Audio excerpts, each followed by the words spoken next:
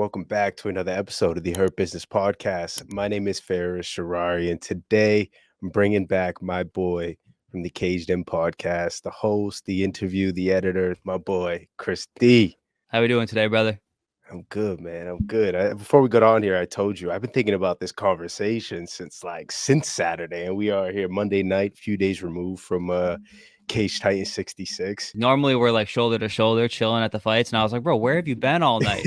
And you were like, man, I'm trying to save the interactions for the pod. And I was like, all right, that's cool with Try, me, bro. I missed you all night, man. You were I away from me, know, bro. I I was trying to know. kick it.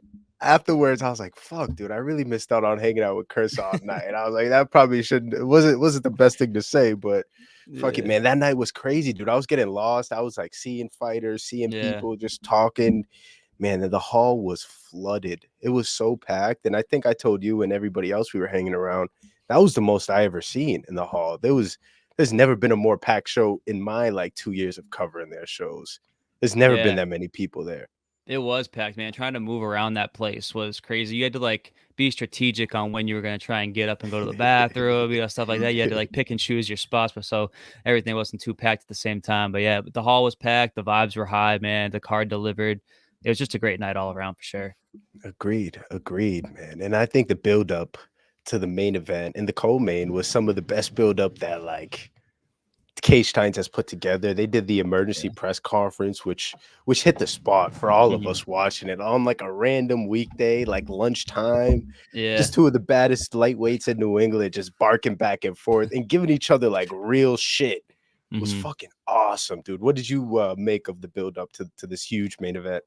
I thought it was great, man, and they wasted no time. It was like immediately, like right after their last card, they were doing an emergency press conference to announce the main and co-main of the next card. I think it was like legitimately within a week of the when they closed the doors and the books on Cage Titan 65, they were already promoting Cage Titan 66, and I think they did an amazing job. They did a good job of not only highlighting like the Joe and Pete fight and like the Valdina and Smythe fight, which were like obviously their main and co-main. They did a good job of highlighting pretty much every fight that they booked on that card. I think the promotion, like their social media work's always top notch. The way that they promote their Mm, card is always very well done. And I mentioned it when I was talking to like Jay and Ozzy and like my interviews with them pre-fight. They were promoting their fight just as hard as they were promoting what they were billing as the biggest fight in Cage Titans history, which was Joe and Pete. They were pumping up Ozzy and Jay, which is an amateur title fight, just as hard as they were pumping up that fight. So they always do a great job. They know what fights are there to sell, man, and they know the fighters that they bring in are going to deliver. And I think they did a great job for this one, just like they always do, man. I'm not mm, surprised at all. mm, There was like a handful of fights on here that probably could have headlined just by the reception of the arena and the amount of people that some of these fighters brought on board could have held in their seat until the end of the night. Yeah, it Uh, was it was great, man. The entire card was stacked for sure. Before we talk about the main event, I want to talk about some of the interviews because I told you through your message. I just want to like put it on the podcast, bro. I think this was your best build up to a fight card that you put together. You were spot on interviews. The Thanks, story, man. like you have guys in different spots getting different angles, Yeah, and shout out those guys, Steve and Mike, yeah. kill it Shout out every Stephen time. Mike, The man. boys. They love doing that stuff too, man. Like Steve's like he has like a background in like art. He's a very artsy guy. He like paints Mm, murals and stuff. He's like super artsy and has an eye for things that I don't really have an eye for.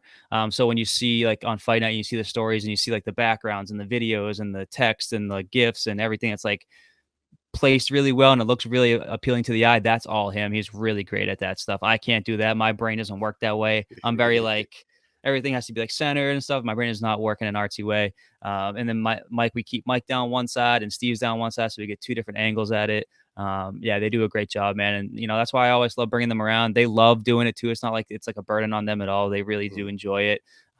Yeah, man. We're always trying to cook up new ways to make content and catch footage in the hall. So I feel like every card we're kind of trying some new stuff, and we'll see, what happens for the next card, man. But yeah, shout out to Steve and Mike, man. They definitely deserve a lot of credit when it comes to the fight night stuff. That's all them. Pre-fight interviews, that's all me, man. I think we got a good little balance going for sure. Hell yeah, it's like a team effort holding it in for the caged in team. And yeah, Yeah, dude, I think if I wasn't in the venue and I just watched your stories or the caged in stories, I think I would get an awesome feel of how the night went. Yeah, And, that's what we're and, trying and to do, man. We're just trying to, take the highlight moments and kind of, paint them on the stories and make them look pretty and, tell the story of the night through that way as best as we can. yeah, so I just wanted to give you some of your flowers, some well-deserved Thanks, flowers. So man. I props to appreciate you. you. I Enough, appreciate you, enough, man, always. enough about you. Enough about you. Some about these banger fights, dude. Because the buildup was awesome. The fights lived up to the most part. Joe Giannetti, you interviewed him before the fight. Mhm. When talking to him, what kind of feel did you get? What did you make from your interview with Joe? Yeah, talking to him pre-fight, man, you could just tell that he was super focused, super dialed in.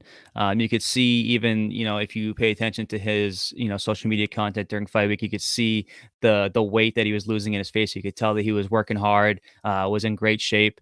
Yeah, man, I talked to him in the interview. I talked to him here and there sporadically behind the scenes, check in. Yeah, man, he seemed like he was super dialed in for this fight, and he would look like he was in great shape.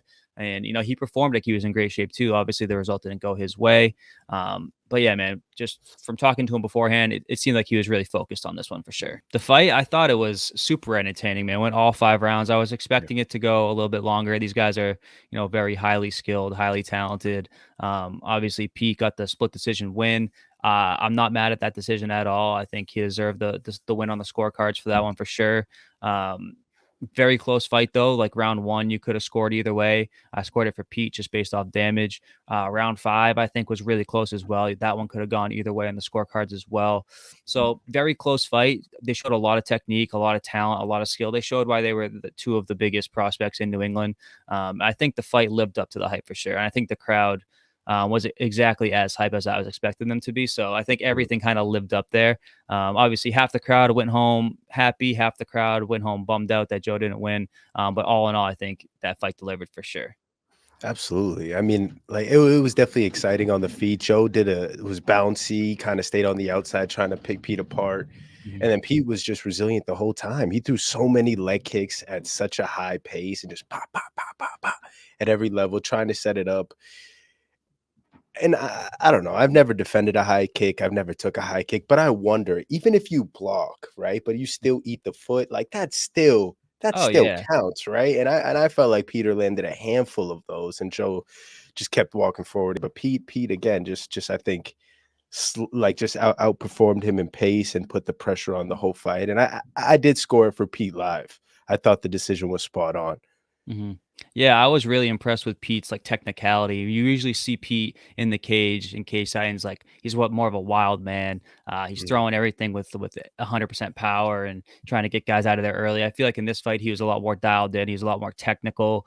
He went in there with a more sound game plan and kind of knew the test that he was up against and kind of stepped up and did what he needed to do to get the victory. I think that first round, I think he did a lot of damage. I think when Joe was going back to the corner and in between rounds 1 and 2, you could already see the wear on his eye a little bit from Mm. those left hands. And yeah, you mentioned it. He was really throwing those leg kicks, and he did a good job. Joe does have that wide stance. He is bouncy, but that front leg does hang out there a little bit. I think Pete took advantage of that for sure. And then rounds 2 and 3, man, were all JoJo. He looked great in rounds 2 and 3. I was like, okay, well, he's heating up. That ground and pound in round 2 was unbelievable. Yeah. Some of the strikes he was throwing in 3, where like he threw like a spinning back kick with like a follow up like spinning back fist, dude. Like some crazy strikes that you don't see a lot of guys throw. You could see that Joe is really dialed in and really in his bag with some of the strikes that he was throwing. The spinning back elbow, just a lot of crazy, creative strikes from Joe. He looked really, really strong in rounds 2 and 3. Came out kind of flat in round 4. I think he kind of gave that round away. Nothing really happened between both guys in round 4. But I feel like Joe wasn't very active at all in 4, kind of gave that round away. And then, like I said, 1 and 5 were super close. Super impressed with both guys. To be honest, I think they did get the winner correct. But yeah, just it lived up to the hype. It was action packed. The fans loved it. They were hype. Everybody was screaming. Yeah, man, it definitely lived up to the bill for sure. And you talked about the crowd a few in the middle of that there, and that was a big aspect of this fight that made it so exciting for me. Seeing the two sides, seeing all those "fuck Joe Giannetti" banners and tees, and then the slippery Pete shirts, and then you had all the whole JoJo Skeletor Mhm. jerseys and all his team and everybody else that were rooting for him. at moments it did get a bit dicey. There was a few birds exchange. Luckily nothing got physical. I think the security in the house handled that perfectly. Uh, Paul Ver was all around the place trying to make sure nothing even got close to starting, which he did it once again. So Mike's just a legend. for sure. And shout out security as well, man, for holding it down and keeping those two sides at calm, because any given moment, dude, it could have chaos could have ensued. Yeah. uh and even after, whenever one of the guys did lose and one did get their hand raised, it was still cordial in the crowd. People just left. There wasn't no fights, not that I seen. There was no barking Yeah. back and forth between fans from the both teams, which was good to see, bro. I like to see sportsmanship at the end of the night. And I agree, man. I love the shit talk and the banter as much as anybody else, man. But yeah, at the end of the day, let's, you can have your opinions and your sides. Let's, as fans, shake hands and go home and, get home safe. I saw, dude, I just seen once they announced the decision, people were getting out of there so fast. They're like, if something's going to yeah. happen, I don't want to be a part of it. I saw like moms with their kids kind of like running them out, like the building was on fire. They like were ushering them out the front door. And I was like, oh, people are trying to get out of here. I don't blame them. I did the same thing. I was like, if the decision was read, I hung around for a few minutes and I was like, let me get out of here just in case something pops off. I don't want to get caught up in the mix. But yeah, I'm glad nothing happened, man. It was a good night. I'm glad everybody, had their fun and had their time. And yeah, man, they put the biggest fight on in Cage Titans history, man. And like I said, lived up to the bill, man. It was a good night. Yes, sir. And we crowned a new lightweight champion. Yes, sir. What's next, do you think, for both guys? I know JoJo said that this was his last Cage Titans fight. What are your thoughts on that and the future for Peter Barrett at champion? Yeah, I would love to see, Pete defend versus somebody. I don't know what his future plans are. I don't know if he's also trying to get another, bid somewhere else. I know he's always been calling for that other opportunity back in the UFC. If that happens, cool, we'll be tuned in. If not, I would love to see him defend the belt, put on another show for the crowd in Cage Titans. And for Joe, even before this fight happened, he said after this fight, he was not going to be sticking around at Cage Titans. This is going to be his last one. Yeah, he released the statement after the fight saying that, this was indeed his last fight at Cage Titans. He wants to go, spread his wings and kind of try out other promotions, which I agree with. I think I said in our last conversation that, for Joe, it was Peter Barrett or he's got to get out. He fought Peter Barrett. Now I think it's time for him to, go test the waters, go try out a Cage Warriors when they come to California, or go try out a LFA again, or a CFFC or a Fury, or, another big regional promotion like that where he can, fight opponents that are on his same level. And fight those guys and hopefully string together some wins and get the call that way. He's still young. I think he just turned 29, so there's plenty of room and there's plenty of chances left for Joe. But I don't think him sticking around in the New England local scene really does him any good as far as elevating his stock. But yeah, man, like I said, I would love to see Pete, defend the belt here at Cage Titans because he always brings the crowd and it's always fun to watch him fight. And I would love to see wherever JoJo goes next. We'll be tuned in. He's been good to the fans in Plymouth so far. He puts on great shows and brings great crowds. So if this is indeed his last one, thank you, JoJo, for all the fights that you put on inside the hall. Best of luck whatever the next step may be, and we'll be tuned in for sure. Amen. All beautifully said. If this is the end of the Cage Titans road for JoJo, that breaks my heart. But he put in, I think, second all time. Mike said 24 fights under the banner, and legendary shit. So congrats to him. I think nothing to hang your head on. You're definitely the future of Boston MMA on future circuits, hopefully. And Peter Barrett, yeah, I would love to see him defend. Maybe even a JoJo part 2. I know we just talked about him moving on, but I think a rematch is definitely exciting if those two ever wanted to run it back. If the beef isn't fully squashed, I think the build can be just as exciting. Yeah, even like beef aside, man, the fight ended on a close split decision. That's normally a fight that you wouldn't mind seeing run back at all. So I think it's warranted if both guys want to do it. Yeah, man, what a main event, man. What a headlining card for Cage Titans 66, and a fun co-main event as well. I mean, another guy you interviewed before the card, Andrew the Gladiator Valdina, climbs to 6-0, man. That Mhm. in his young pro career, and I think the challenges keep thickening and he just keeps getting better. I think this was again, and I say this every time we talk about him on these recap shows, my favorite to date. Just because the challenge that opposed him, bro. Tyler Smite, That's a killer him like, that's a legit challenge, Mhm. and, it was interesting to see at moments it felt like wrestler versus striker, Valdina being the striker and, Mhm. Tyler trying to get the wrestling exchanges, but then you like, Valdina had awesome, defensive, grappling in a lot of those moments, and he's a wrestler himself, like, let's Mm. not forget where he comes from, and, yeah, bro, I can't be more happy for the Gladiator. What did you think of the fight, the build up to this one, and the performances from both guys? Yeah, it was fun seeing both of them get a little chippy beforehand. You know, I mean, we know Valentina's like always super intense. Smite doesn't talk a lot, man. So, you know, when they were getting chippy at the pre-fight press conference or the announcement press conference, and then they were exchanging some words on social media, that stuff was fun. Smite, yeah, he's a dog, man. He's a tough kid. Uh, Valdina obviously had the size advantage against him because Smythe does fight at 125 at time from time to time, and obviously dabbles at 135 as well. I knew that Smythe was going to be a tough test for Valdina. He's a super tough kid. He's hard to finish. Valdina looked really sharp, man. He does. He levels up every time you see him fight. Like you mentioned, you could tell there's a little frustration in there from Valdina. I think Smythe was frustrating him a little bit more than he expected to. But he went out there and he swept him 3 rounds to 0, 30-27. Tough decision victory versus a tough fighter. Yeah, I'm very excited about seeing Valdina take this step versus a tough opponent. I think this is his first opponent that was over 500, so he's now in that territory of his career where he's taking the tough fights and he's fighting guys that are now more on his level as he kind of worked his way up. So now I think the next test that he takes has got to be, same level or harder fight than Tyler Smythe was, and that excites me even more because he is on the fast track to superstardom here in New England. Everybody in the hall loves him. He gets just as loud a pop as any other fighter that walks into that building. I know we say that every time, but it's true. And he won the Fighter of the Year last year, deservedly so.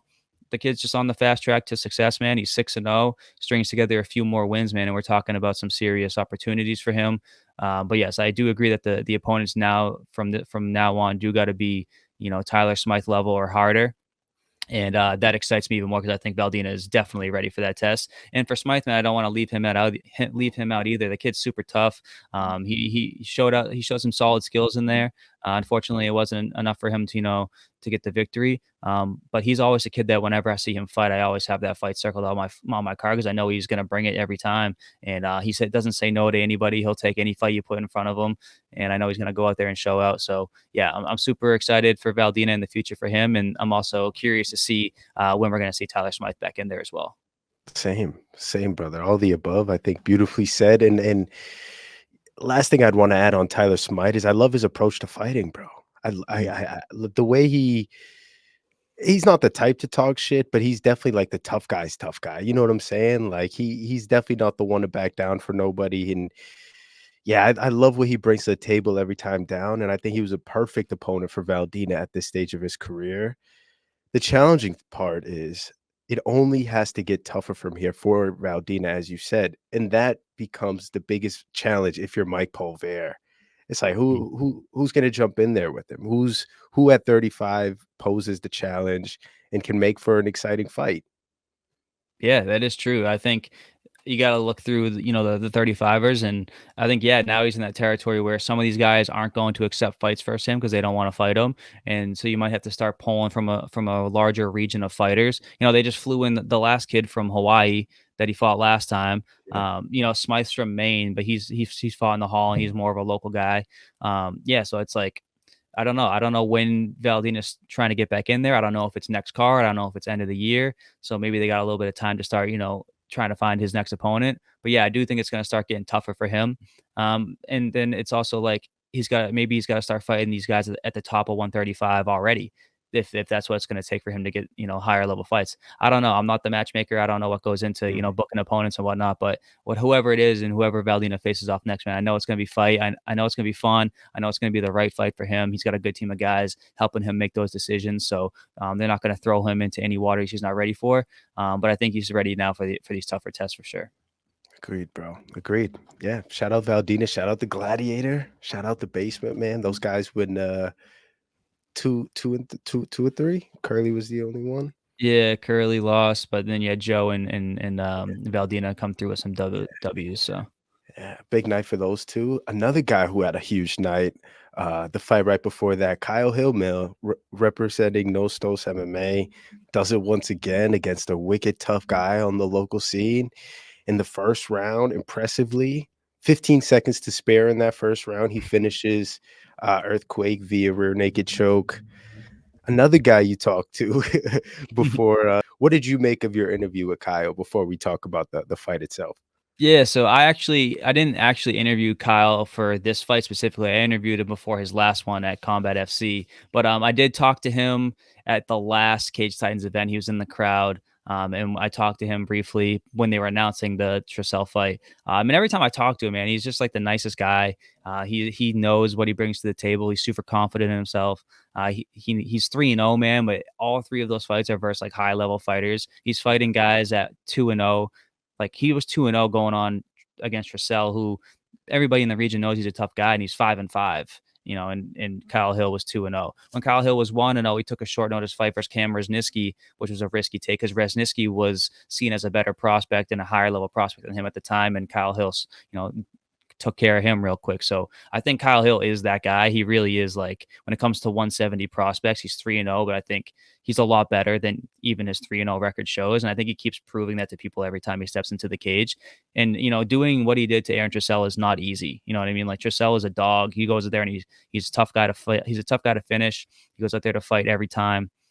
Yeah, I was super impressed by Kyle Hill, man. That performance was probably one of the most impressive performances on the entire card for me. And it just solidifies the fact that he is, in fact, one of the top up and coming prospects here in New England. And like I said, 3-0 at 170, that division is already looking pretty tough. Just add his name to the mix, man. And I'm super excited for whatever matches they make at 170 in the future. Agreed. Agreed, bro. I mean, welterweight right now in New England is really scary, especially if you're in No Stos MMA. Mm, Like those guys have some of the best welterweights in the region, just for real. running through our guys. And then, yeah, Kyle Hill, bro, so impressive once again. Uh, Clean performance. I don't think he lost a second of the fight.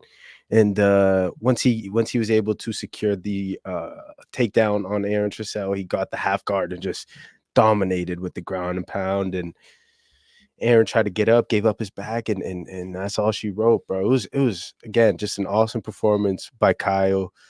I didn't expect it to look that easy for him, but that just ultimately proves the level he's at right now. Mhm. Uh, Aaron's my boy, so this one hurt a little bit. Yeah. But yeah, Kyle's a dog, bro. He's definitely competing with the best at 170. I keep asking what's next. I would love to see him versus Piersma. I know Piersma and him, they kind of cross trained a little bit, so I doubt that fight will happen. But like Mm. level wise, that would be such a banger if Yeah. that were to ever come to fruition. Even like Kyle Hill versus like Jack Congdon would be fun. I know Man, Kong is coming off a loss to Piersma. So even like Kyle Hill versus Congdon would be a blast. Also, I didn't. It's because whenever I see Aaron Trecell, man, I'm like, that's a big guy, right? And then I see Kyle Hill stand next to him at weigh-ins, and I'm like, holy shit, dude, Kyle Hill's huge. He's a big 170, he's man. But huge. yeah, Yeah. he's a Oh, big boy. did Dude, you see his Instagram on the day of fight? yeah, with the side by side, is that what you're talking about? Or no, he posted, I think, of the scale, like Oh day of no, fight I after didn't see he that. rehydrated. He got all the way up to 210 pounds. It's a big boy, man. It's a big Bro, 170. how do you make 170 and then the next day you weigh 40 pounds more, bro? Yeah, they do it different over there in Nostos, man. They're dialed the fuck in. Also, yeah, you mentioned their welterweights. You have Ozzy, who's an amateur welterweight, then Brody, who just turned pro at welterweight. Man, yeah, they got some dogs up there in New Hampshire at Nostos, man, for sure. Bearded Brody, huh? Did you see him? Oh, I yeah, saw him. he had no I was like, beard. yo, I was like, who's this? I saw Brody. I was like, yeah, the beard looks good, man. It's good to see you. Yeah, I agree. I agree. As a fellow beard grower, Yeah, it gets the approval, Brody. Keep growing it, bro. But yeah, big things on the horizon for Kyle, for Nostos MMA, for the welterweights they have, and all the other fighters. And I'm excited for anything Aaron does next. Again, I'm a big fan of that guy, and I'm rooting for same. him for whatever's next. Whenever he's in the car, whenever he's on a car, man, I'm dialed in for an earthquake fight. That's for sure. Oh yeah, I mean the guy's nickname is Earthquake, bro. Like it doesn't get better than that. Doesn't, man. It's fire. Speaking of nicknames, we had Batman versus Superman in our first ever light heavyweight amateur champion. Colin Robinson took on Logan Bond, and we're starting a new thing on our recap shows before we dive into this one. We're doing like awards, and this one qualifies for performance of the night, 1,000,000%. Mhm. Uh, Colin Robinson goes in there and secures the first round knockout, and just a clean combination on the feet. What did you make of the showing? As this was a guy you interviewed, correct? No, I didn't interview Colin this one. Just keep. I had 6 of them, man. So you can keep guessing. We'll figure it out. I I'll definitely get it I had a good eventually. match. I did interview Colin at one point in the past. Yeah, he is, dude. He's like one of the nicest guys ever. You know what I mean? Like, but and he plays the part too, man. Like he looks like Superman. You see that guy walk out and you go, "Yep, that guy looks like Superman." Good looking dude, shredded, big dude at 205. Looked absolutely amazing in this fight, man. He put him away in under a minute. Just the punches there that he was throwing at the end. He had Logan Bond shelled up. Ref had to step in there and save him. There was no objection to the stoppage at all. Superman really went out there. And also, I didn't know that Logan Paul's nickname was Batman until he started walking out. And I was like, are we literally getting Batman versus Superman right now? This is insane. Like, I obviously knew that, Kyle or Colin's nickname was Superman, but I didn't know that Logan Paul went by Batman, man. The fact that that's actually a thing that happened Saturday night's actually insane to me. Yeah, And they made it a lot of fun seeing the Batman t-shirts and then the Superman t-shirts. Like, oh, this is fucking crazy. yeah, But yeah, Big C showed out, man. Like that guy, he went out there and he did what he was supposed to do. Moves to 7-2 as an amateur. I don't know what's left for this guy to do. Like he went out and got another belt somewhere else at another promotion before this fight. He had the Cage Titans like inaugural amateur MMA or inaugural Muay Thai championship. Now he has their first ever amateur 205 belt. So it's like, I don't know what else Colin needs to do to prove to himself that he's ready. So hopefully, maybe next time we see him, it'll be his pro debut at 205. He looks really, really good at 205. He's a big boy, man. So yeah. very Agreed. excited to see what's up with Big C, man, and hopefully we get to see more of Logan Bond. I know we didn't get to see much of him in his Cage Titans, debut. It was under a minute, but the clips that I had seen from his previous fights, he looks like a super game opponent, Mm. super tough guy with a lot of skills. You didn't get to see it in this one because Colin went out there and did his thing. But I would definitely be tuned in for another Logan Bond fight as well. But shout out to Big C, man, happy for him. He brought his mom into the cage too. That was a Yeah, cool that was cool. moment. Hell Yeah, that yeah. was awesome. Cage Titans always loves to highlight the parents that show up for the fights, man. They do it with Valdina's family as well. It was cool to see Big C's mom come in. I know he's super close with his family and his mom especially. So it was a cool moment for sure. Congrats to Big C, man. I'm super excited for that kid. It felt like he wanted to say he wanted to go pro in the post-fight interview, but he kept saying it's the team's decision, which just shows the maturity and huge respect to him for that. It's definitely the team's decision, but like, let's go, Colin. We're ready for you, bro. We're ready to see it. We'd Yeah, love let's to get see it, it. man. 100%. And, and for Batman, shout out Nick. He hyped him up, and I'm intrigued to see the character more. I'm intrigued to see the personality a bit more. I'm sure I'll have a Batman on the show eventually, Mr. Logan Bond, but I'm excited to see what's next for him and how he responds to a fight like that. One of the biggest eruptions from the crowd of the entire evening. That was for Jaden Curley versus Ozzie Martin for the 170-pound welterweight strap. In another one of our qualifying award fights, this one is up there for moment of the night. What did you think about the big matchup here?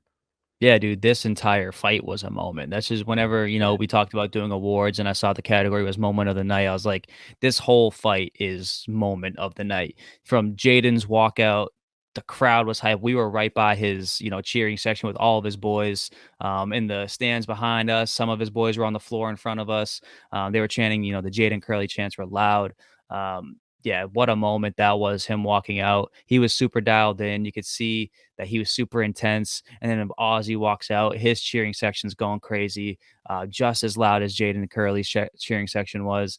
And, my favorite moment was when Ozzy was getting, Vaseline and checking his gloves and, talking to the corner before they bring him in. Jaden was right against the fence, grabbing the fence and, kind of eyeing him down as he was getting in there. Everything about that pre-fight moment was super intense between the two of them. Just two of the most highly skilled amateur guys on the circuit right now. And then the fight, man, like we talked about pre-fight, Jaden comes with elite wrestling. Ozzy comes with elite striking. It is that classic striker versus grappler. It's the first time we've seen Ozzy really on his back. Jaden was able to, use that high level wrestling and take him down. He had some really clean takedowns. That I think really highlighted the strengths of his game. And then Ozzy was able to, weather that storm. And then at the end of in the second round was able to defend those takedowns. Seemed like Jaden started to kind of, fade a little bit, run out of gas a little bit. The takedowns didn't have as much sauce on them as they did in the first round. Ozzy was able to defend those and then, keep the fight where he wanted it to be, which is standing, and landed that huge knee to the body, followed that up with a nasty left hook to the body that dropped Jay, and then the ensuing shots against the cage where the ref stepped in to secure the TKO victory for Ozzy. I was super impressed with both guys, to be honest with you. Like, it was the most intense that I felt the entire night watching the fight. Like, I was on pins and needles the entire time. I love both these kids, man. They're two of my favorite fighters on the entire circuit. So it was like watching two brothers or two friends fight each other in there. So like I couldn't pick a side. Everybody was asking me, who do you think? Who do you think? And I was like, I don't know. I'm just here to enjoy it, and whoever wins wins. You know what I mean? They both put on an absolute performance, and I'm super proud of both of them. Ozzy, man, he moves him to 4-1. Defends his title, man. I know he was in our interview that I talked to him. He's somebody that I interviewed beforehand. The one time I don't say nothing. Yeah.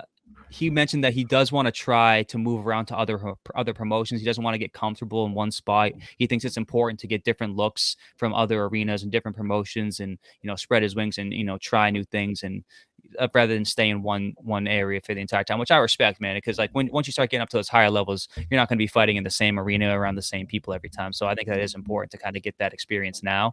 So I'm super excited to see if he does that. If he's back at Case Titans, that's a win for us.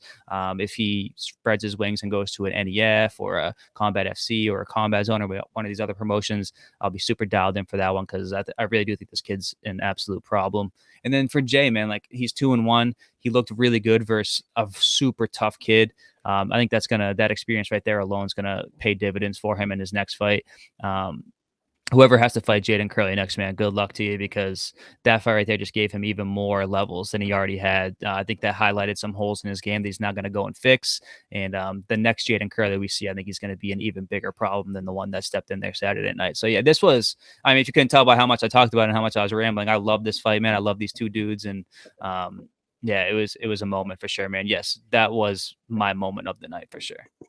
Agreed with all the points you make. I appreciate Jay's ability to just call for the most challenging fights available, because it felt like he was calling for this Aussie fight for like the past year. Like every single card he would try to get it, and eventually it ended up happening for him. So I think that definitely deserves some sort of recognition. Like that's some guts. I mean, especially like what Aussie has done for Cage Titans. To like, we know what he's capable of, and for him to just call for that fight over and over and over again, that's some G shit. So excited for what Jay does next. I'm really sorry for his opponent. I don't know who's gonna accept a fight like that, but yeah, man, Aussie does it again, bro. The classic striking. I think you mentioned Aussie having a few things he needed to work on. I think same thing for I'm sorry, you mentioned it for Jay. But I think the same thing for Ozzy. He got taken down a few times where maybe the defense could have been a bit sharper.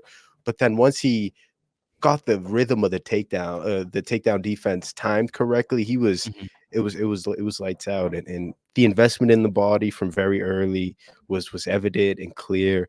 And it was impressive, bro. So props to the champ. And still, and let's not forget, just what, a year and a half ago, Ozzy lost to Brody. And this could just be one of those moments that Jay's having right now, just a super valuable moment in his in the experience department, and one we know he'll grow from, bro. So yeah, dude, two of the baddest guys definitely put together the moment of the night for me as well. Yeah, man, thanks to those two definitely for putting on a badass fight, and shout out all the people who supported them, bro, because the energy that their people brought to the fight, it did get a little toxic at moments, but like the beauty of that, bro, like that's I talk about this again every single time we get on one of these recaps, but like the energy that that fighting brings people in the crowd is no sport, bro. No sport does it. NBA, NFL, NHL, there's nothing that compares to fight sport, bro. Nothing. I agree, man. That shit was electric. Jay's boys were loud, man. And it was because we were kind of right in front of them. They were going Maybe. crazy. They were Yeah. going crazy, man. They were having a blast. Jay was, looking over at them and seeing them have a good time too. So yeah, they turned up for sure. Jay always brings a crowd, man. He's got that whole Roger. He's probably brought the entire Roger Williams graduating class with him. For all I know, man, they were mobbing out in there for sure. Yeah, dude, they were all the 508 Fight Club tees were all Mhm. over the place. But then you seen all the Oz, the Wizard of Yeah, the Oz Wizard of tees Oz ones. everywhere. Oh, dude, the Great fighter merch. tees, like they're Love getting them. better and better with time, bro. They're getting Love better them. and No, better with the Nostos guys always have sick ones though. Theirs are yeah, always cool. yeah, they know what they're doing out there. They like mix it around too. They go like the full geese, they'll like dress it up. Yeah, They know what they're doing. 100%. I realized looking at the correct card in order, I just went like all over the place Yeah. with it. So Fuck yeah, my man. bad. I'm sorry for you, bro. I didn't want to throw you off. No way. Let's go. I'm rolling with it, man. I'll go wherever you want, man. You're my Where leader tonight. we're a true professional in you, bro. True pro. Let's talk about the other pro fight between one of the mom's basement guys that we didn't talk about. I can't believe I skipped over this and didn't even Yeah, talk about it. disrespect. It's crazy. I'm sorry, Guns. And this is another category that we created for this recap show awards. The post fight, the fight of the night. Sorry, and this was definitely the fight of the night for both of us. Mhm. Just 3 rounds of just scrap, just Yeah, nonstop pace, pushing forward, counter punching, and aggression from both guys. Joe Poirier, our guy Joey Gunz, challenged somebody who came in from New York, and yeah. we talk about it all the time from Mike Pulver and the challenge with finding fights for some of these guys, and Joe being like Mhm. the most challenging to find a fight for that he's talked about. And anybody who shows up to fight him, you got to know they're a badass, right? At this point, you got to 100%. know they're a gangster. Yeah. So what did you make of this fight and Joe's performance? Yeah, when I saw that the fight was booked and it was Adrian Haley, I was like, "Oh, that's a really tough opponent." That kid's tough. I knew that Joe had an edge on him. I figured that Joe had more skills to bring to the table, but I knew that Adrian Haley was not going to go away easy. We saw him fight at Combat FC at the beginning of the year versus Josh Medeiros, where Josh came out hot and was able to, throw a lot of things at Adrian, and it looked like Josh was going to run away with it. And then Josh faded, and Adrian was able to take over and get the win. We almost saw that with Joe Gunz here, man. Like Joey was really, really sharp in rounds 1 and 2, and in round 3, I think the gas tank gave out, and Adrian started to pick it up and was bringing it to Joe in that third round. So Adrian almost ran away with it in that third round, but Joe did a lot in rounds 1 and 2 to secure those rounds. No questions asked. He had 2 rounds in the bank going into 3.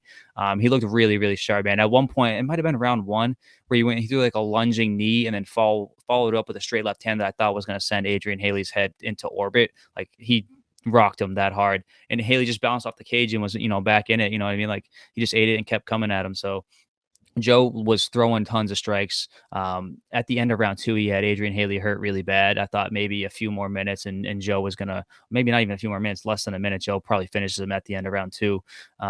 And then what Adrian was able to do coming off the stool after that, and what able to do what he did in round 3, I think from bell to bell, these guys were throwing highlight reel strikes at each other. Were walking through each other's punches.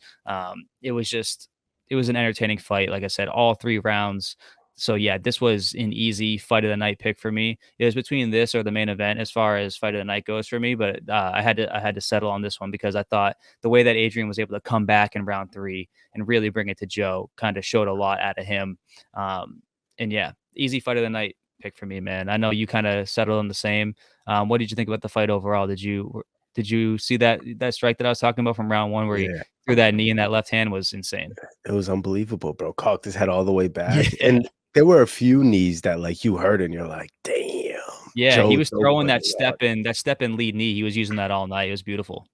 Yeah, and then he would throw strikes after it too, which were crazy, and throwing it in different ways. And Guns always talks about he has things that he wants to throw out in the fights, but he just never gets the opportunity to do that. So having that ring time, I'm happy he got the chance to do that.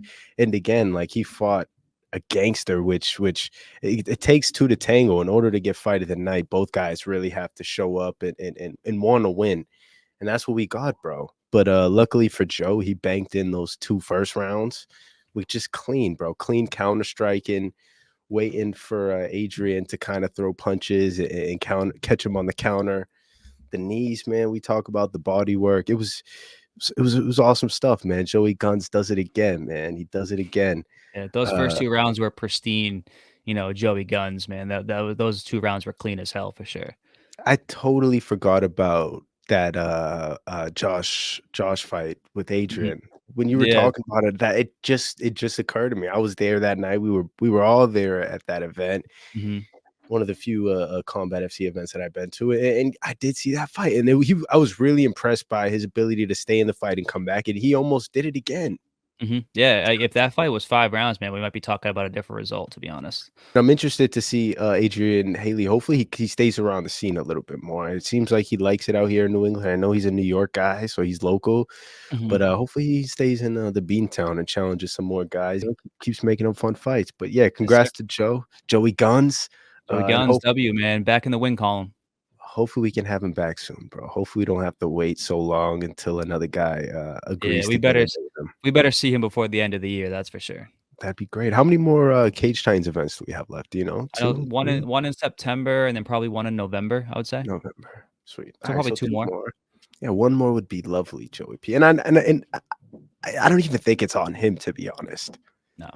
He was supposed Mikey, to fight the Mike. last card and his opponent fell through, you know what I mean? We were supposed to get him last Yeah, card, so, yeah, yeah, it's not all on him. I know he wants to get in there and fight.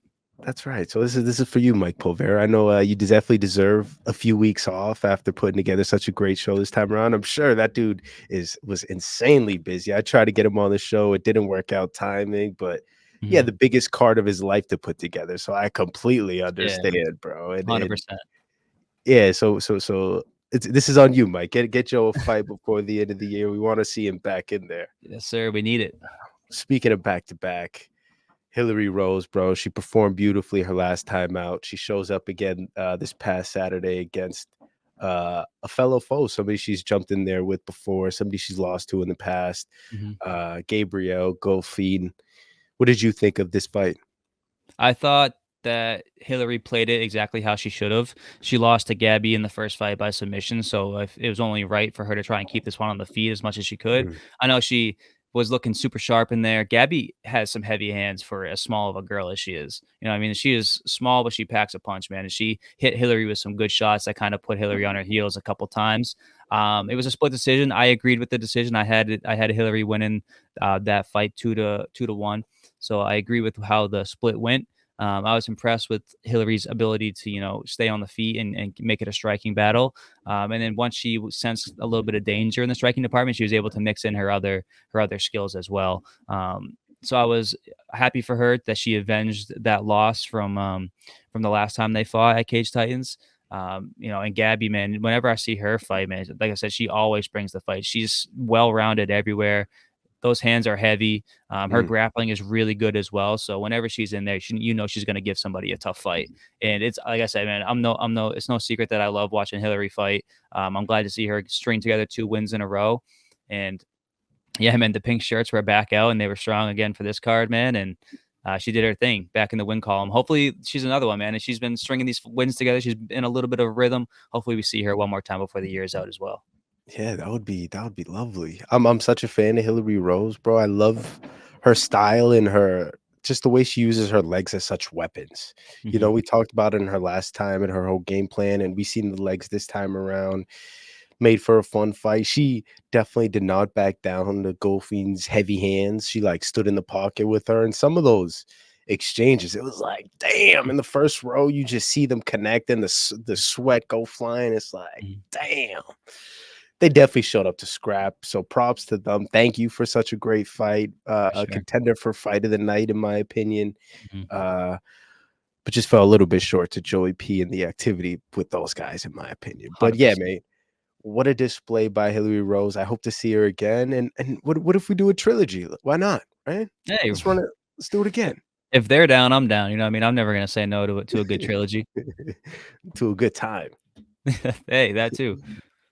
Another person, well, I don't think we talked about a pro debut. So they're the first and only, I believe, pro debut of the night. Should Mm, offer makes his pro debut against John McNeil and a striker. What did you make of the fight? Overall, man, they had a tough act to follow. They were the first fight up after Ozzy and Jay, Yeah, so the crowd was so hype and the energy was so high, and then the crowd fell kind of flat for this one. It was a lot of Jadoffer he was doing everything he could to get that takedown. You know what I mean? Like that was his game plan. He was going in there to put McNeil on his back, and he had a tough time doing so. McNeil's a big dude. He was able to stuff a lot of those takedowns, and a lot of the action in this fight kind of happened in those like mid positions of like Jadoffer going for takedowns, McNeil stuffing it, throwing short strikes from those areas against the fence, the short grappling exchanges.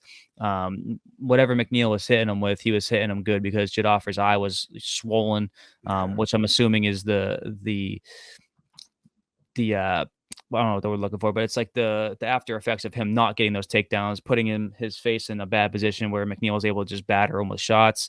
And when a big guy hits you that hard, it's gonna do some swelling to the eye. But yeah, I agree with the decision. It was a unanimous decision victory for John McNeil. Not the most exciting fight, like especially like I said, following the fight that it followed, it's tough to carry that energy over to a fight like that. But yeah, McNeil moves to 3-0. Jadoffer drops his pro debut, but that guy is tough. He always goes back to the drawing board and figures it out. So I'm excited to see what happens next for him. Tough pro debut to yeah. take, honestly. Tough pro debut for him. But yeah, I know he's a super talented guy. I think I say this every time I see him walk out. That dude looks like he's crafted in a lab. Like he should be. He looks like an NFL linebacker. Legitimately, Yeah. he's shredded to the gills, dude. The guy is a specimen.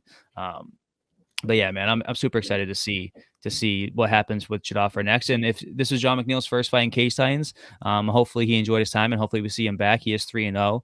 He adds a lot of credential to that weight class. So whichever way they decide to go with those two, man, I'm excited. I know there's somebody else that was waiting in the wings. I caught ear of a little conversation when I was in the hall between David Burke. He has some history with Jadoffer. Burke's Ooh, now a pro. Jadoffer had his pro debut. So I don't know if he wants Jadoffer next. I don't know if he wants the winner of this fight. So maybe David Burke takes on John McNeil. I don't know. If whoever David Burke decides to fight, I'm there. That guy is super exciting. So yeah, that's just a little tidbit that I caught with my time in the hall on Saturday night. ooh, there's some backdoor conversation there. That Yeah. was I like it, bro. We need ears on the ground and we need to hear those We conversations. got I would love, microphones everywhere. yeah, dude. I would love to see David Burke in there. Although David's a welterweight, right? Or is he a middleweight? He's a middleweight. He fought at welter in the Amis. He's fought at middleweight before too. So I think he's kind of open to whatever. I think Mm, he's just trying to get a fight, to be honest. fair. Yeah, I know Jadoffer probably can make whichever one, but the McNeilin dude was big, bro. I don't Big boy. know. Yeah, Probably have to be 85. I think him and Jadoffer fought at a catchweight this time around. I don't know what McNeil's ideal weight class is. I think Jadoffer can kind of bounce, right? He's another one of those hybrid guys. Yeah, But yeah, throw David Burke in the mix. It's gonna 100%. be a party. Let's get it, man. I'm down. All right, man. A lot of AMI fights on this undercard. What were the highlights, moments that stand out most to you? Oh, number one, definitely Steve Hill. That's my knockout of the night. I think. Yeah, Did you have the same? agreed, 100%. Yeah, Yeah, that was another one of knockout our of awards. Yeah, the last fight before the main card, Steve Hill, he just absolutely crumbled Gavin O'Connell. He's 3-1, excuse me. He's an amateur welterweight. If Ozzy decides to stick around and defend that 170 belt, Steve Hill has to be the next guy. I think that fight right there, Steve Hill called for it in the cage that he wants a title shot next. Ozzy is the guy that holds that belt, so if it's Ozzy defending it, that fight right there is going to be an absolute banger. I was super impressed. That right hand caught him clean, and he literally just put him out, man. Just beautiful Yeah, striking from Steve Hill. yeah, I know he trains with a good group of people over there. He trains with like Hilary Rose and all those guys over at USMMA. Tough group of kids, tough group of fighters. They're all talented and skilled. So whenever you see one of those guys on a fight card, they're to bring it. And Steve Hill showed out. Like I said, knockout of the night. Line him up with Ozzy easy, next. That's the one to make. easy, 100%. Watching fights live, especially in person, it's not every time you see somebody go limp, like Mhm. completely out cold, especially as amateurs, For sure. especially in an AMI fight. And so that proves the power. I think Steve Hill's a legit guy at 170. And tough for Gavin. It was really early to get caught that soon is a tough pill to swallow, especially as an undefeated fighter. So I hope he responds. I'm excited to see how he comes back. I know there's another exciting fight in the horizon for him as well, but a Mhm. title fight between Steve Hill would be a fun one. You talk about the striking, to pair him with a striker in Aussie, that would be a banger. That'd be a fun one for sure, man. Do you want to just zip through these other prelims? There was like, what was it? What did I say? 9 amateur prelims or whatever, 9 amateur fights, 8 of them were all finishes, only 1 Mm. amateur fight went to decision, man. Like, these kids came out to show out on this card, and they definitely did. Another one that I was super impressed with was the one right before Steve Hill, which was Calvin Dalton. He got the TKO victory over Neil Mazumdar, who is a tough fighter who's been around the cage fighting scene for a bit. Calvin Dalton, man, he did his thing, got on the mic, got the crowd fired up. And, I think he's a kid to look out for. He's a star on the rise, I think. As far as Amis go, man, he's a 125er, so he's 125 and packs a punch, man. So super excited to see the future of Calvin Dalton for sure. He's the one who called for the post-fight bonus. Wasn't Yeah, that and him? Paul Beer said, I'll pick up your bar tab." And I Oh, looked over to the front of the cage and I saw all Calvin Dalton's buddies like, "Yeah!" And I was like, "Paul Bear, man, that's gonna be a hefty bar tab if you're picking up all those guys. They're all young kids, man. I'm sure those guys can put down some beers. That's for sure." especially if they know it's free. Oh, Yeah. dude. Oh, I dude. didn't make it to the after party, so I didn't see what was going on over there. But if that happened, man, I'm sure they had a hefty bar tab that Paul Bear picked up. Yeah, I hope you got your bonus, Dalton. Great Yeah. performance, by the way. It was a clean KO. Another one of those like flush shots that definitely Mhm. put him out. And yeah, great on the ref for jumping in when he did, because it could have just been unnecessary. Yeah, Any more shots than what I needed to be agree. taken. For sure, man. Another one, Damian Galati versus Eric Wynn. This was one that I think was the most controversial of the night. I think the decision went the wrong way. It was a split decision. They gave it to Damian Galati. I think, honestly, it was 2 rounds to 1 pretty convincingly for Eric Wynn. I didn't talk to a single person in that venue that thought that was the right decision. But props to Damian. It was a good fight from both guys. I just think that Eric Wynn was super sharp, man. I was so impressed with his striking. His striking was so clean. Everything that he was throwing was super crisp. And Damian looked good too, man. I'm not no knock to the kid, man. He looked really good as well. He's a very, very talented fighter. I just think on the scorecards when I was scoring it, I had it 2 rounds to 1 for Eric Wynn. So I thought that the judges kind of dropped the ball on that one. Were you Mhm. scoring it live? Did you kind of have it the same way? I feel like we talked about it Yeah. a little bit. Yeah, we did. And we asked like a few people around us, and everybody agreed it was 2-1, definitely Eric's way. But the judges, there was one judge that definitely had it 30-27, I think, with the first judge scorecard read completely the other way. I think so. Yeah, that's wild. Crazy. Yeah, Yeah, it was wild. crazy. It was crazy. But for Eric, I think it was his amateur debut, and It was. you see like the nervousness as he walks out, and like the uncertainty as he's getting announced by Andy and stuff. And then you see him start to gain confidence as the fight goes on, and Mhm, more confidence. And in his corner, he's having fun and he's dancing right before the fight is about to start. And mhm. it was really cool to see that, for him to like start as super nervous, get comfortable, and ultimately we all thought win the fight. Unfortunately, he didn't get the decision. He handled it well. He just kind of shrugged and just walked away. Yeah, But good yeah, I think the sportsmanship for sure. great sportsmanship. But yeah, I think the refs got to be a little bit better. We can't let one slip up like that. Okay, he put on a great show. Yeah, man, that was with that, like you said, with that being his debut, man. When I see when you can see when somebody's striking if they have the skills and the technique and the talent, you can see Yeah, right away that that kid has all the striking prowess, man. He's so clean. All of his strikes were super crisp. Yeah, he was a highlight for me, man. I was excited for him. Unfortunate that didn't go his way, but I was excited for the performance that he put on. agreed. And hopefully he comes back around and fights again for Cage Giants, because that'd be fun to watch.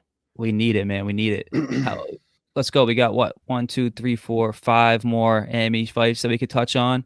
The one that I really want to speak on, man, is Edgar Gomes and Colin Silva. That shit was Hell yeah, unbelievable. That was hell another yeah. award that we were giving out, man, was walkout of the night. Had to give it to Colin Silva, man. That I mean, no political bias aside, that shit was electric. The many men walk out with the Trump get up and the American flag. Yeah. Yeah, that one got the crowd fired up, but that was definitely the walkout of the night for sure. I think you had the same. Agreed, 100%. I mean, like, the way it felt like everybody was rooting for him and nobody maybe had an idea, another guy making their debut in there, and I think actually he had one fight, so not making his debut, but returning to fighting, and maybe not the name as big as he wants to be yet, and to come out like that, like, that's how you like announce, like, "Yeah, I'm him. Yeah. Yeah, I'm the Yeah. guy. I'm I know that. what you guys like. Yeah, Yeah. I know what Yeah, you like." But, he knew what the crowd wanted, man. He was pandering for sure. And that walkout was absolutely fire. He definitely knew what he was doing there, man. What did you think about the fight though overall? Because that definitely delivered for me. agreed, 100%. I mean, you definitely there was a size advantage, just looking at the 2 guys. Colin looks so much bigger than, Eder did.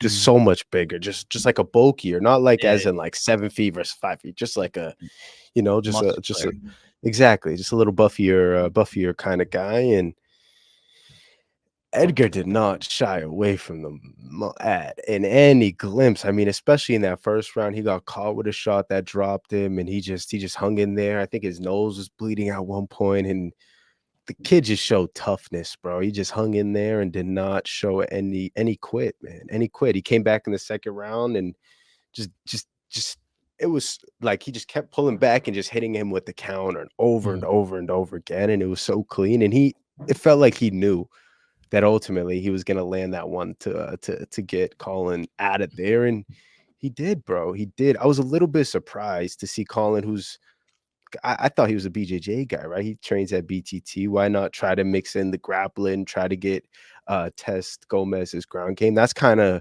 what I was anticipating coming into this fight, but it was just a boxing fight. The two dudes just like stood on the feet and scrapped for as long as this fight lasted, which Yeah. is which is what we want to see ultimately. But you would think a guy Mhm. wants to play to his advantages.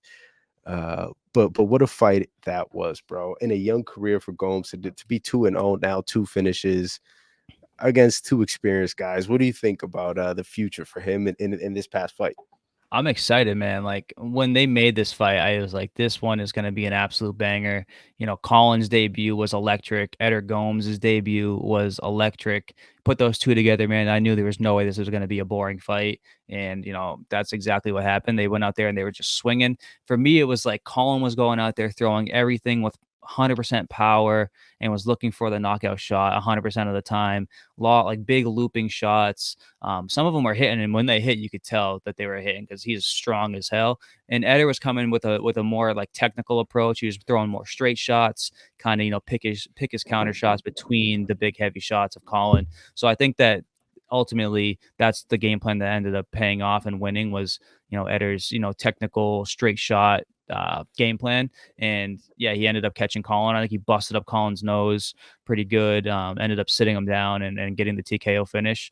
Tough go for Colin. The kid has a lot of promise, though. He's got a good camp behind him. I know next time we see him, he's going to be a beast. And this kid, Eder Gomes, man, he just keeps surprising every time. He's 2-0 now. I don't even know how old he is. He looks young. He looks like he's got to be 19 years old or Yeah. or something, man. To have that kind of skill and be that young, I don't know, man. Anytime this kid steps in the cage now, it's like you got to pay attention to him because he's showing some real stuff in there for sure. Mm. Agreed, bro. Agreed. And he's showing toughness, which is something you can't teach. And he's Mhm. it's a resilience and it's standing in there, bro. 100%. And yeah, I agree with the 110% power thing that Colin was throwing. He was definitely trying to get Gomes up out of there, but didn't work out, unfortunately. Another Mhm. good stoppage by the ref. Yeah, jumped in there right when he needed to. I agree. The Mike Goddard lookalike was flawless on Saturday. He did Killing it. exactly what he was supposed to. Yep. Uh, in typical Ferris fashion, I showed up to this card a little bit late, so I missed the fights previous to this. So Yeah. if you could just paint the picture for myself and the rest of the people, what did we see in these first 4 fights of the night? Yeah, let's run it. I'll go from the beginning of the show to where you showed up fashionably late in typical Ferris fashion. The first fight, Johnny Gomes versus Elias Diaz. I was super impressed with Diaz's striking. He came out hot he threw an up kick right when the bell rang. They're both 0-0 amateurs. Both these guys' first fight inside the cage. I was super impressed with Elias's striking. He threw some really flashy strikes. The high kick landed flush to the chin in the opening seconds of the fight. All of his strikes, it seemed like he was really picking his shots and he was fighting well. You could tell that he was flowing in there. he just got caught by Johnny Gomes' grappling in round 2, and Johnny caught him in an armbar, rolled him over belly down. By the time he got over back onto his back, he had tapped. It looked like he did some damage to that arm because Elias was walking out with, holding it. He did go right to the back. They didn't even have him in there in the cage for the announcement to raise hands. He was right out of there. So I don't know if something happened to him. If so, speedy recovery. Hopefully, nothing serious happened, because I was super impressed with Elias for sure. The fight after that, Kane Schneider versus Shawn Nichols. Shawn Nichols is the guy that was training, at the cartel with all those guys. He was 2-1 going in. Kane was 2-0 going in, and I think his nickname's the Mailman is Kane's nickname. And he went out there and he delivered. He dropped Shawn against the cage and put together a series of strikes and then the ref jumped in there and stopped it. Very exciting fight from Kane. I know Shawn's a tough dude. He'll be back, but a very, very exciting fight from Kane, and a good performance there for the second round finish. And then the one after that, before you showed up, was Ruben Bitar versus Eamon Callahan. I'm bad with names. Excuse me if I messed that one up. But this was Ruben's amateur debut, who is 0-0. He got an anaconda choke victory in round 2. He was super impressive. He's a really tall, lanky fighter. Super impressed by his overall game, man. And he got out there with an anaconda. Getting an anaconda choke in your MMA debut is pretty cool, if you ask me. So big on Ruben for that one. And then the Eder Gomes fight was after that. And then the one that we skipped was Kai Michel versus Nick Roman. That was the one right after the Eder Gomes and Colin Silva fight. Kai's 0-2. He's notorious for his last fight where he got DQ'd for his cup, kept falling out. He got a little bit of redemption this time. He went out there and got a round 1 rear naked choke, got his first victory as an amateur, paraded around the cage with his cup in his hand afterwards. For a little bit of redemption there. You got the win, and the cup stayed in place. A big on Kai for the redemption, man. So that kind of wraps up the Emmys, man. Like I said, there's 5 finishes in a row to start the cards, like bang, bang, bang, round 1, round 2, finish. We were cruising through the card.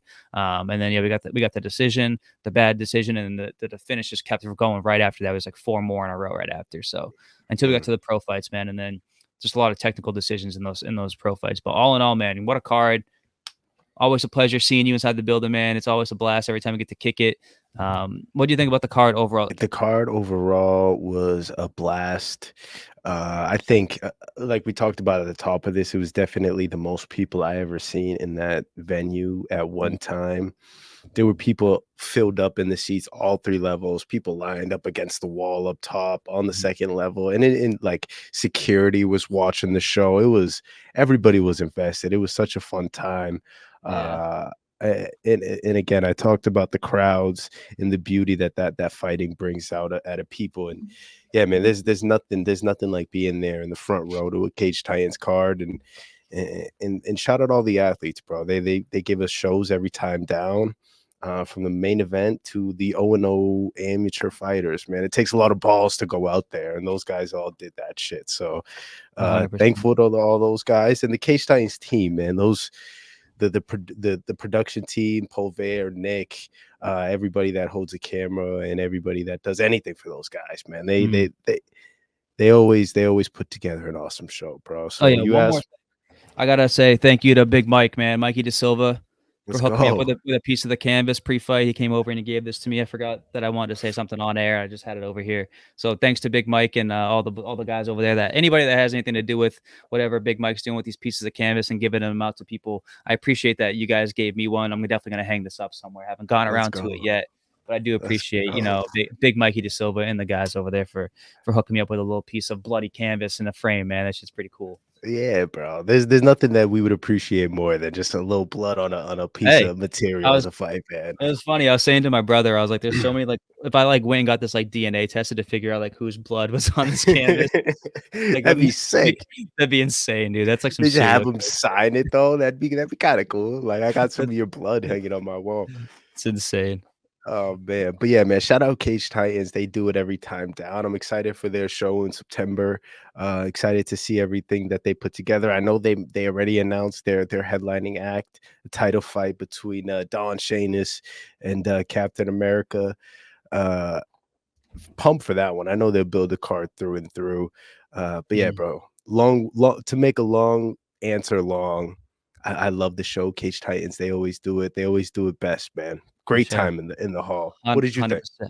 I had a great time, man. I always have a good time. I was able to bring my brother out with me for this card. He only shows up to a few here and there, so it's nice whenever he's there and I get to show and spend the night with him and, kind of because I'm there every card, you know what I mean? So it's nice when I get to like have him with me and be like, yo, this is what I like to do on the weekends, you know what I mean? Type Oh stuff. So yeah, it's always fun having him with me. And the boys always come out and we have a good time, crank out some content and enjoy the fights. Like you said, man, there's every Cage Titans show you go to, there's always highlights for every car where you're like, that was fun, that fight was crazy, that was a good time. I like one of my favorite things also is just going in there and seeing everybody again. It's like a 2 months span, you know what I mean? So it's like I get to go in there, see you, see Nick and everybody that's running around the hall and say what's up, catch up, ask them how they've been since the last time we've seen each other, and get to enjoy the fights, man. So all in all, the everything about that Saturday for me is a blast. I love it every time it comes around. Before we get out of here, though, man, let's wrap up these awards. Let's go through our list, yeah. and we'll go top to bottom and just kind of bang them. I know we were kind of popping them around sporadically, but let's start with you, man. Fight of the night. Who'd you got? Fight of the night. I'm locking in Joe Poirier versus Adrian Haley in a classic 3 round banger, man. That's my fight of the night. For sure, man. My fight of the night as well. Joe Poirier versus Adrian Haley. Definitely, the most entertaining full 3 rounds I think we saw the entire night. Man, I know we Ooh, touched on it during the pod, but KO of the night, definitely Steve Hill. yeah. First round KO over Gavin O'Connell. Puts his legs under, takes his legs out from underneath him, puts him to sleep in an amateur fight. Who did you have for submission of the night? Ooh. Now I did miss the first few fights, and there were a couple submissions. The end of Mhm. Condi talked about. I didn't see that one, so I don't think I could give that an award because I didn't see it live. So I'm gonna have to go the standing rear naked choke by Kyle Hill. For sure, man. That's mine as well. That was a moment for sure. The next one, man, we got two more awards left. Moment of the night. I gave mine to just the entirety of Aussie versus Jay. Mm. The walkouts to Aussie's hand getting raised, that entire scene was a moment for me. What was your moment of the night? My moment of the night was Pete getting his hand raised at the very end, becoming and new man with all the build up, with all the like BetMGM had Joe like a plus 1,000 or something Yeah, ridiculous like that. Joe was minus 1,000, which is Minus insane. 1,000, sorry, Yeah. yeah, like, the line was ridiculous, and for Pete to respond, forget that, and show up in the championship rounds the way he did, I stamped that as my moment of the night, so for him There to we win go. that and new. 100%. And the last one, man, we talked about it. Walkout of the night. Who'd you have, man? I think we both had Colin Yeah, Silva with the many men with the Trump get up and the flag yeah, and the hat yeah. and the glasses. Really playing to the current events, man. He really played to the crowd on that one, and that one was a moment for sure. Agreed 100%. I like this award a lot because I think the walkouts is a fun aspect of what the hall brings, and, Mhm. I think, Colin definitely shut the show down the way he showed up and was, like, making himself known.